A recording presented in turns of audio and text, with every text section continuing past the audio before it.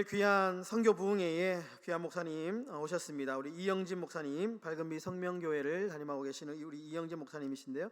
우리 목사님은 제가 고등학교 3학년 때, 2학년 3학년 때 저희 모교회에 첫 교육 전도사로 오셔가지고 그때부터 이제 저와 연을 지금까지 함께 하고 있는 귀하신 목사님이십니다. 저의 모든 과거, 숨기고 싶은 비밀까지 다 알고 있는 우리 이제 목사님이신데요. 오늘 귀한 목사님 오셔서 밑빠진 독에 물붓기라는 제목으로 말씀 전하실 때 귀한 은혜 받는 시간 되기를 소망합니다. 우리 나오실 때 할렐루야로 우리 맞이하도록 하겠습니다. 할렐루야.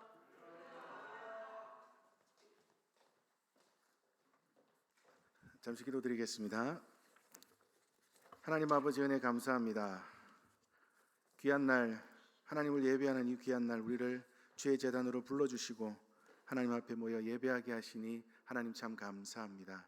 이 시간 하나님 앞에 올려드리는 예배가 하나님이 기뻐 받으시는 예배가 되게 하시고 또한 하나님께서 우리에게 부어주시는 은혜를 모두가 함께 받아 누리는 시간 되게 인도하여 주시옵소서. 이 부족한 자 하나님 세워주셨사오니 하나님 부족한 자 말씀을 전할 때 함께하여 주셔서 오직 하나님의 말씀만을 온전히 선포하고 전하는, 그리하여 모두가 함께 은혜 누리는 시간 되도록 역사하여 주시옵소서. 감사드리며 예수님의 이름으로 기도드립니다. 아멘. 반갑습니다. 우리 박 목사님은 정말 제가 너무 좋아하는, 제가 첫 사역 나가가지고 만난 많은 학생들, 청년들 중에서도 제일 좋아했어요. 목사님은 아까 얘기했는데 기억을 못 하시는데 한겨울에 같이 등산도 가고 눈 오는 날 너무 추억이 깃든 시간들을 많이 보냈던 귀한 목사님인데, 이 귀한 목사님이 또 이 귀한 교회 담임 목사님으로 오셔서 귀한 사역 하시는 것을 보고 너무 반가워서 통화를 하던 중에 목사님 말씀 한번 전해주세요 라고 하시기에 예 알겠습니다 하고 바로 달려왔습니다. 오늘 이 시간 함께 말씀을 나눌 때 하나님이 주시는 은혜 함께 누리는 시간 되기를 소망합니다. 아멘. 오늘 제목 보시고 좀 이상한 생각 안 드셨습니까? 밑빠진 독에 물붓기라니. 밑빠진 독에 물붓기라는 말 우리는 긍정적으로 들으십니까? 부정적으로 들으십니까? 부정적으로 들리죠? 이 뜻도 그래요. 사전에서 찾아봤더니 밑빠진 독에는 아무리 물을 부어도 물이 차지 않는다 라는 뜻이 있고, 그래서 아무리 힘이나 미천이나 무엇을 들여도 얻는 것이 없다라는 뜻으로 쓰인다고 사전에서 설명하더라고요. 우리는 이 밑빠진 독에 물붓기라는 말을 콩쥐 팥쥐 이야기에서 들었잖아요. 그죠?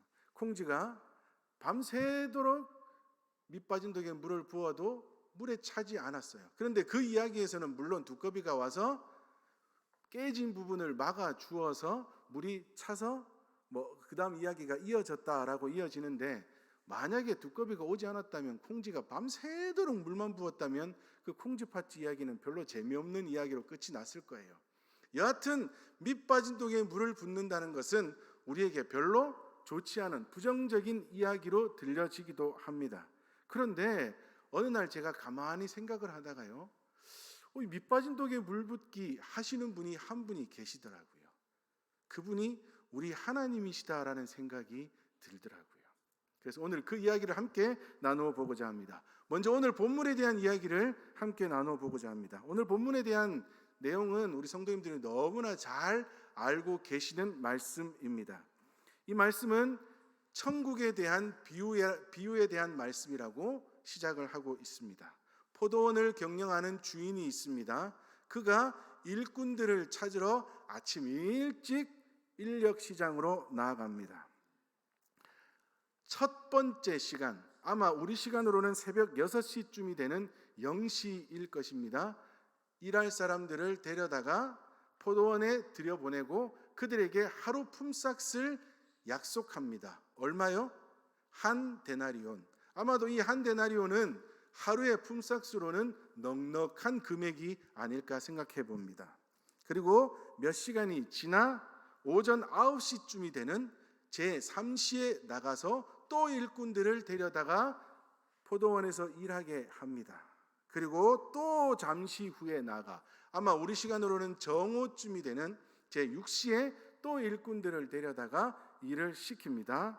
그리고는 오후 3시쯤이 되는 제 9시에도 또 데려다가 일을 시키고, 마지막에는 오후 5시쯤이 되는 11시에도 나가보니 여전히 사람들이 있어요. 그래서 그들에게 야, 너희들은 어떻게 아직까지 여기 밖에 서 있느냐라고 물었더니 우리를 쓰는 사람이 없습니다 라고 대답하자 주인이 그래, 그러면 우리 포도원에 들어가서 일하도록 해라 라고 포도원에 들여보내게 됩니다. 그리고는 날이 저물어 청지기에게 말하기를 이제부터 품삯을 주는데 누구부터 줘요? 제일 늦게 온 사람부터 품삯을 주거라 라고 합니다. 그런데 제일 늦게 와서 1시간가량을 일한 사람이 얼마를 받아요? 1데나리온을 받습니다. 그러니 먼저 왔던 사람들은 뭐가 되기 시작할까요? 기대가 되기 시작합니다.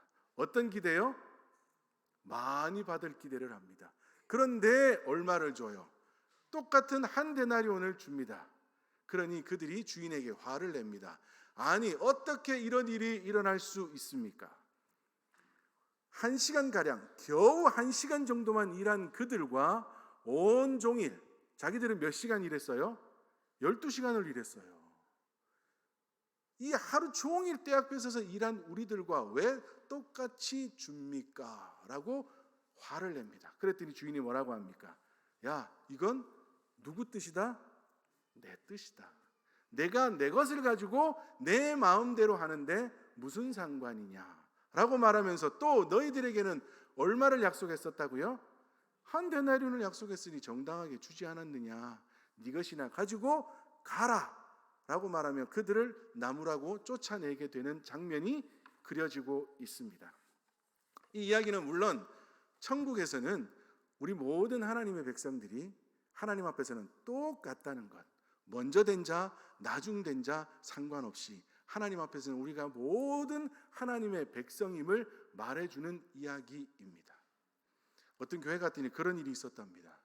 교회에 아주 중요한 일을 결정을 해야 되는데 이제 교회 오셔가지고 세례받은 지 한 2, 3년 된 분이 장로님에게 장로님, 이 일에 대해서는 이렇게 하는 것이 좋겠습니다 라고 했더니 우리 행복한 교회는 그런 장로님이 안 계실 텐데 그 교회 장로님은 그러셨대요. 어디서?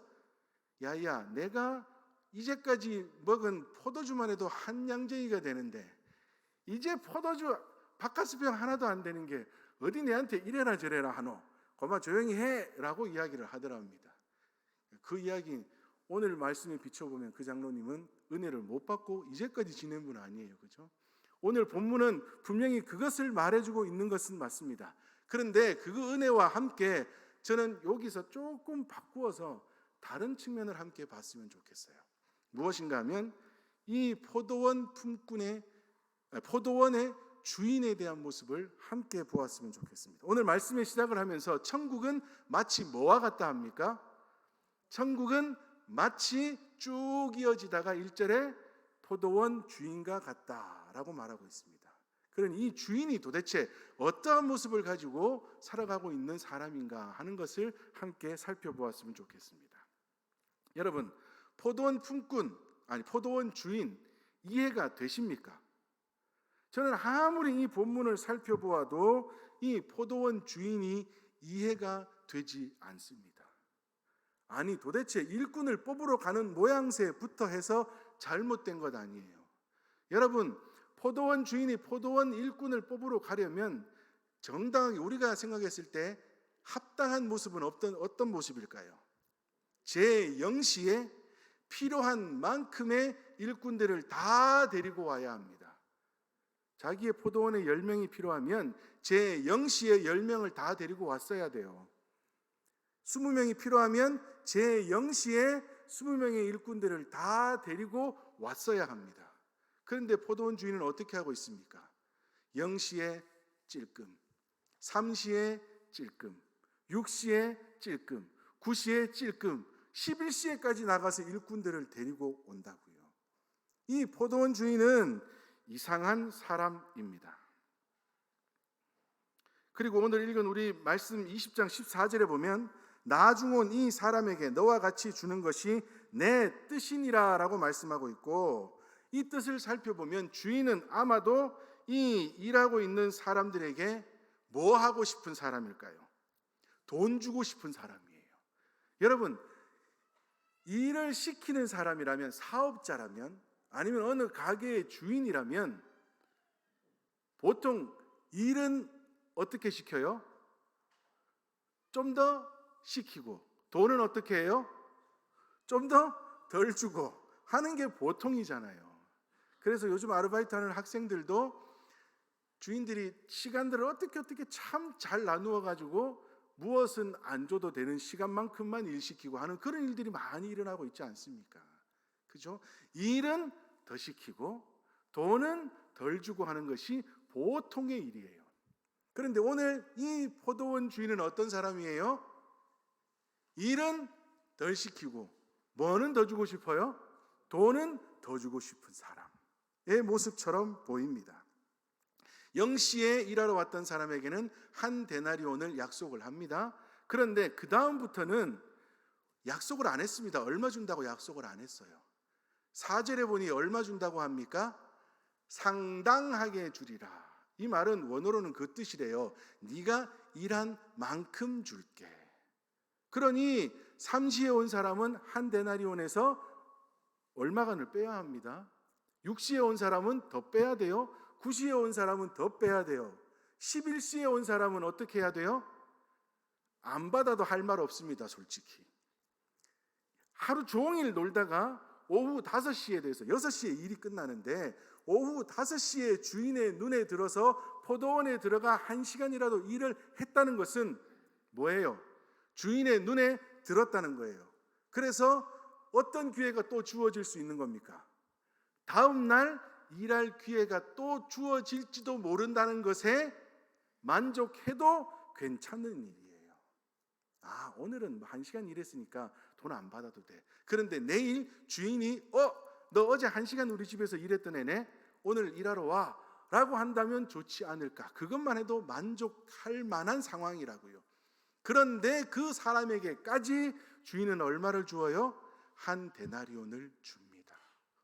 이 주인은 아마도 돈 벌 마음이 없는 사람 같아요. 그냥 이 일할 사람들에게 돈 주고 싶어서 포도원 경작하는 사람처럼 보입니다. 이에 대해서 김동호 목사님이 이런 표현을 하시더라고요. 자기 포도원을 위하여 일꾼을 고용한 사람이 아니라 일꾼을 고용하여 품삯을 주고 싶어서 포도원을 경영하는 사람처럼 보인다. 다른 말로 하면 뭐예요? 밑빠진 독에 물 붓고 있습니다. 이 포도원 주인은 그냥 밑빠진 독에 물 붓고 있는 사람처럼 보입니다. 일꾼들 돈 주고 싶어서, 일꾼들 월급 주고 싶어서 포도원을 경작하고 있는 사람이에요. 정말 어리석은 사람처럼 보이지 않습니까? 그런데 이 포도원의 주인의 모습이 바로 누구의 모습이라고요? 하나님의 모습이랍니다. 하나님께서는 지금 밑빠진 독에 물 붓고 계신답니다. 누구를 보면 알 수 있어요? 우리를 보면 알 수 있지 않습니까? 우리는 마치 어떤 사람이에요? 오후 5시에 인력시장에 앉아있는 사람들과 같지 않습니까? 오후 5시에 인력시장에 앉아있어서 아무것도 할 수 없고 낭만만 하고 있는 모습이 바로 우리의 모습 같지 않습니까? 그런데 그러한 우리들에게 하나님께서는 뭐 하신다고요? 나 너 좋아, 나 너 사랑해, 나 너 때문에 못 살겠어 라고 말씀하고 계신다고요. 하나님께서는 이 땅을 지으시고 사람을 지으신 다음에는 뭐라고 말씀하셨습니까? 계속해서 지으시고 지으실 때마다 좋았더라 좋았더라 좋았더라 하시던 하나님이 우리를 지으시고는 뭐라고 말씀하셨다고요? 심히 좋았더라. 다른 말로 하면 뭐예요? 아주 좋았다. 우리 경상도 말로 하면 뭐예요? 좋아 죽겠다. 좋아 죽겠다 하시는 거예요. 누구를 향해서요? 우리를 향해서요. 그런데 우리는 어떤 사람이에요? 우리는 하나님을 뭐 하기를 밥 먹듯 하는 사람입니까? 배신하기를 밥 먹듯 하는 사람들 아닙니까? 마치 광야의 이스라엘 백성들처럼, 마치 사사기 시대를 살아갔던 이스라엘 백성들처럼, 아니 성경 전체에서 말하고 있는 사람들처럼 우리도 똑같이 조금만 좋으면 뭐해요? 하나님이 우리에게 은혜를 주셨다는 것을 조금만 느끼면 우리도 좋아 못 삽니다. 하나님 감사합니다. 세상에 하나님 같은 분 없어요. 정말 정말 좋아요 하다가 조금만 힘들어지면 뭐해요? 도대체 이게 뭡니까? 하나님 도대체 이게 뭡니까? 제 첫째 아들이 이제 군대에서 전역하고 집에서 지금 복학 준비하면서 놀고 있는 아들이 하나 있습니다. 근데 그 아들이 아주 어릴 때, 아마도 제 기억으로는 3살, 4살, 5살쯤 되었나요? 그때쯤에 집에서 혼자 놀고 있어요. 뭐하고 놀고 있냐면 다트 놀이 아시죠? 앞에 자석이 붙은 것을 가지고 이제 다트 붙여놨던 종이는 어디 없는지 없으니까 그 다트 자석을 가지고 냉장고에 던져서 붙입니다. 그런데 이제 뭐 서너 살 된 아이가 던지면 잘 붙겠습니까? 그러니 하나를 탁 들고 기도합니다.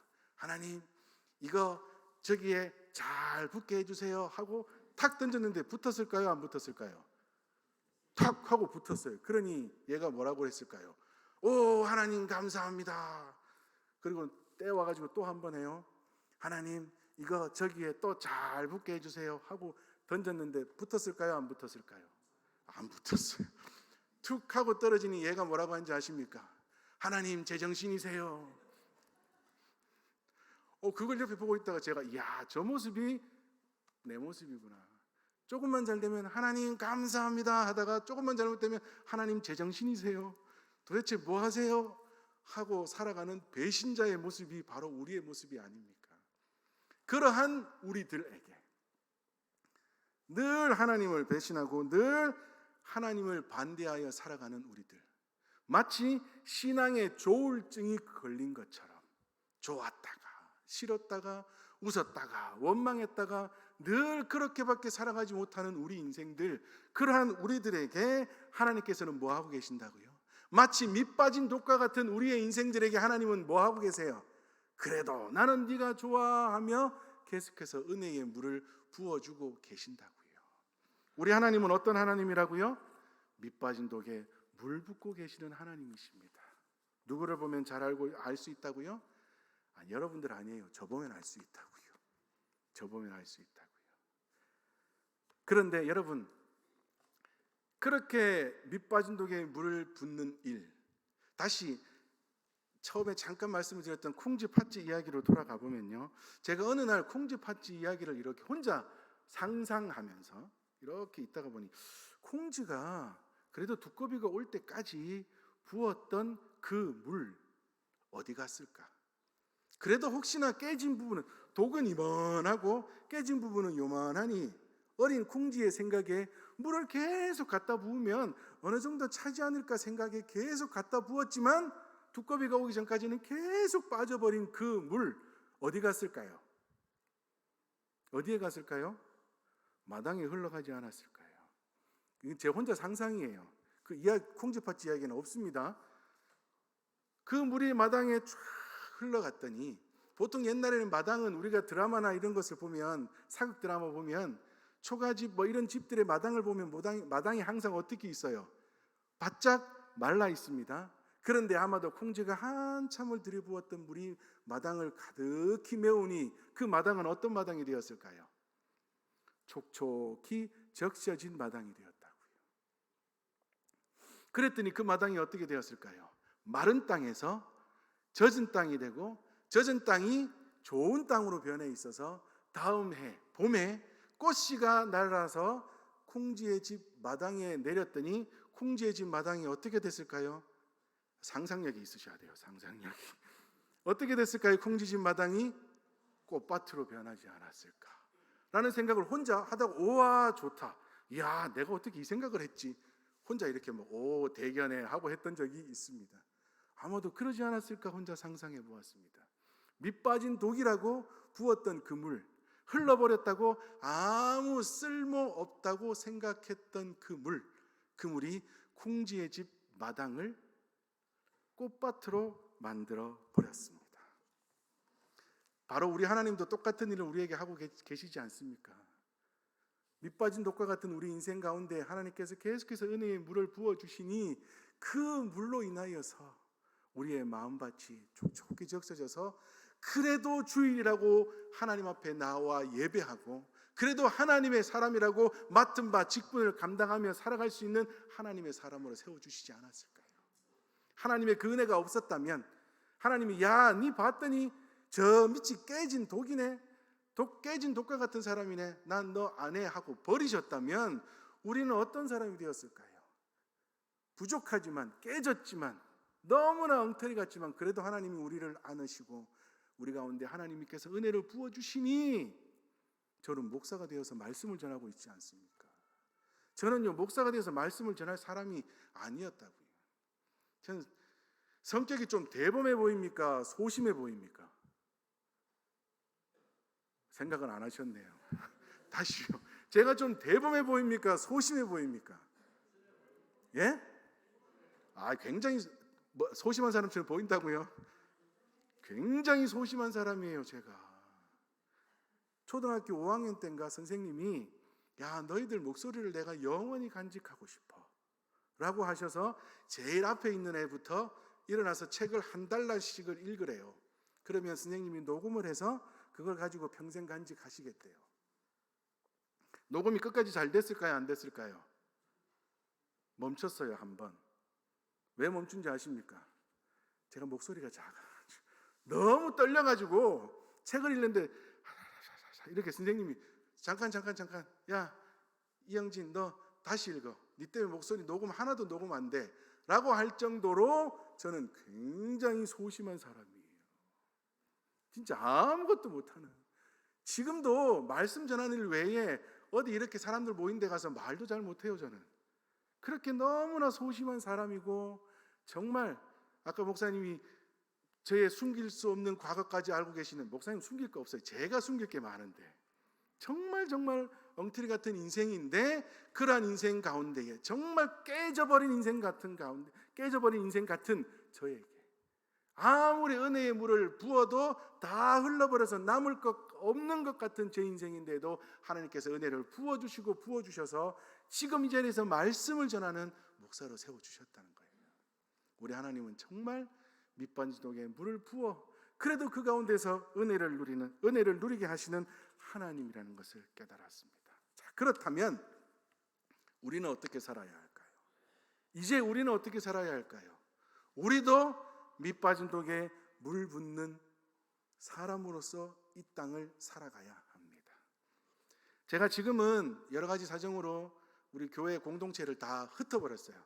이 교회 가세요, 저 교회 가세요. 우리 합동측, 되도록이면 합동측 교회들을 찾아서 여기 가세요, 저기 가세요 다 모셔드리고 지금은 제가 좀 쉬고 있습니다. 그런데 그 교회, 밝은빛 성령교회 처음 2013년도에 개척을 해서 시작을 할 때는요, 첫 해에 시작을 하고 얼마 안 돼서 한 20-30명이 오셔가지고 예배를 드렸어요. 그리고 몇 해 지나지 않아서 제일 많이 모일 때는 막 40명이 넘는 인원들이 모여서 함께 예배를 드렸는데, 구성원들이 대부분 정말 훌륭한 분들이었습니다. 노숙인도 계셨고요, 장애인 청년분들도 계셨고요, 또는 독거노인 분들 많이 계셨고요, 또는 원래 노숙인이었는데 결혼을 해서 가정을 이룬 분들, 또는 평생 교회라고는 발 한 번 딛지 않았던 분들, 할머니, 할아버지, 부부들, 이런 분들이 다 모이셨어요. 그러다 보니 정말 주일날 이렇게 서서 말씀을 전하고 예배를 인도할 때는 많이 계신 것 같은데 늘 뭔가가 허전한 게 느껴지더라고요. 교회도 재정되어 그분들이 헌금하는 것보다 그분들에게 나누어 드려야 될 것들이 더 많았어요. 노숙인들은 어느 날 보니 너무 힘들어서 밖에서 자는 게 너무나 마음이 아파서 모셔다가 동네에 월세방을 구해서 살게 하시고, 또한 그분을 이제 일용직에 나가서 일하도록 이렇게 인도해드리고, 또는 독거노인분들은 도배부터 해서 다 새롭게 이제 또 도와주시는 분들을 찾아서 그렇게 해드리고, 반찬 나눔도 하고, 또는 아까 그 노숙인 분들이었는데 결혼을 못한 분들은 교회에서 결혼도 시켜드리고 선물도 드리고 여러 가지 사역들을 많이 했습니다. 그런데 그 사역들을 하고, 또는 우리 행복한 교회도 화요일마다 붕어빵 전도하시잖아요. 그죠? 붕어빵을 직접 만들어서 전도하는 너무나 귀한 사역을 하시는데, 저희도 토요일마다 커피 전도, 또 전도 선물 찾아서 하고, 또 어느 날은 성도님들이 오셔가지고 옆에서 뭐 하는 붕어빵이나 또는 요구르트를 뭐 한 2, 30개씩 사오셔서 그걸 가지고 전도하고 많이 했어요. 그런데 그 커피 전도를 받고 교회 오시는 분들 별로 없으시더라고요. 그런데 붕어빵 드시고 교회 오시는 분들 많아요, 안 많아요? 붕어빵 드시는 분들이 다 교회 오셨다면 벌써 여기 꽉 찼어야 되잖아요, 그죠? 그런데 잘 안 되잖아요. 제가 했던 사역들도요, 노숙인은 방을 구해서 근 6개월 넘게 막 계속해서 월세를 드리고 또 살림살이 마련해서 도와드리고 살도록 하고 일용직 가도록 도와드렸는데 그분이 어느 날 없어졌어요. 일하기 싫어서. 장애인 청년들은 살림이 하나도 없는 것을 농 얻어다가 농 주고 살림 얻어다가 주고 또 처음에는 먹을 거 다 갖다 주고 해가지고 살림을 차려줬더니 어느 날 없어졌어요. 왜 없어진지 아십니까? 주일마다 교회 오라고 부르러 가는 게 귀찮아서 도망가 버리고 없어요. 살림 그대로 다 주고 다 도망가고 없더라고요. 아무리 무언가를 사역을 하고 열심히 해도 정말 너무나 힘이 빠지더라고요. 오늘 함께 오늘 집사람이 예전 그때 한 2015년 6년도에 그런 얘기 하더라고요. 우리 교회는 하는 모든 사역들 모든 게 진짜 밑빠진 독에 물 붓는 것 같아요 라고 얘기를 하더라고요. 진짜 그런 걸 느꼈습니다. 그런데 여러분, 그렇게 도와드리고 그렇게 살도록 이끌어드리고 했던 그 모든 분들, 또는 커피를 나눠드리고 전도를 해서 커피 한 잔을 마시고 했던 그 분들, 아무런 열매가 없을까요? 아무런 조짐이 없을까요? 물론 당장 눈에 보이는 건 없어요. 당장 그분들 도와드렸다고 해서 다 떠났지만 그분들 당장 뭐 어떻게 제가 만족할 만한 상황들이 닥친 것은 아닙니다. 그런데 다시금 되돌아보았더니 그분들이요, 교회는 다 안 떠나셨더라고요. 어디서든 교회를 다니고 있다고 지금도 한 번씩 연락은 와요. 장애인 청년들도 목사님 나 요새 어디 교회 가요 하고 연락을 해주시고요. 또 노인분들, 이분들은 한 분이 시집 오시고 60평생을 계속해서 제사를 지내다가 교회 오시고는 제사를 끊고 이제 예배를 드리고 모든 걸 다 안 하기로 하신 그런 부부도 있는데, 그런 분들도 지금도 전화하세요. 목사님 교회 언제 합니까? 목사님 교회 언제 다시, 그분들은 잘 모르니 하는 말이 교회 언제 다시 엽니까? 무슨 장사집처럼 그죠? 언제 교회 다시 엽니까? 하시고, 또 어떤 분은 다른 교회 가시지만 목사님 교회 다시 하는 날은 바로 글로 갑니다 하면서 계속 연락을 주시더라고요. 그걸 보면서 밑빠진 독에 물 부었는 것 같았는데, 아무 남는 거 없는 것 같았는데 진짜 성경에서 말하는 천하보다 귀한 한 생명들이 하나님의 교회에서 예배하며 살아가고 있구나 라는 것을 깨닫게 되었습니다. 그리고 우리가 나누어 드린 붕어빵, 우리가 나누어 드린 커피, 여름에는 또 매실차 하신다면서요. 제가 매실차 무지 좋아하는데요. 여름에 나누어 드린 매실차, 그것을 마시는 분들 그냥 끝이 날까요? 아니더라고요. 그분들이 어느 날 진지하게 된 제대로 복음을 듣는 그날 마음 한켠에 어떤 생각을 하시는지 아십니까? 제가 직접 들었어요. 그분들에게. 나 옛날에 행복한 교회에서 붕어빵 얻어먹었는데 참 그때 기분 좋았는데 라는 것이 밑빠진 독에 부어버린 물이 메마른 땅을 적시는 그 일을 하게 된 거라고요. 그래서 그 위에 복음의 씨앗이 떨어지니 그분이 당신이 전하는 복음 내가 들어볼래요 라고 달려드는 그 계기가 되는 거라고요. 그 일을 우리가 하는 전도라고 기억하고, 그 일이 또한 우리가 선교사님들에 보낼 그 귀한 헌금, 선교사님들에게 보낼 그 귀한 기도, 그것이 그 밑바닥이 된다는 것을 우리는 기억하며 살아가야 한다고요.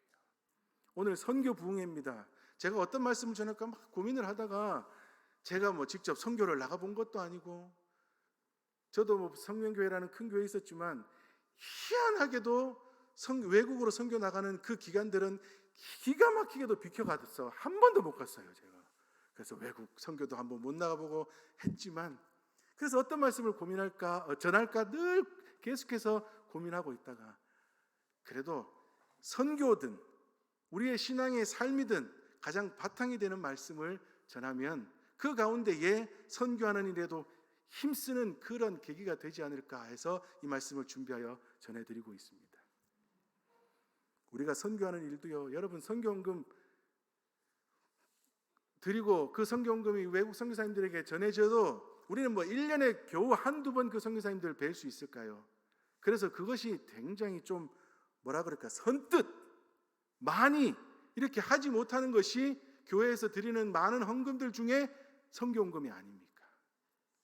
11조는 11조만큼, 감사헌금은 얼마만큼, 뭐 건축헌금은 얼마만큼, 무슨 헌금은 얼마만큼 쭉 오다가 제일 작아지는 액수가 뭐예요?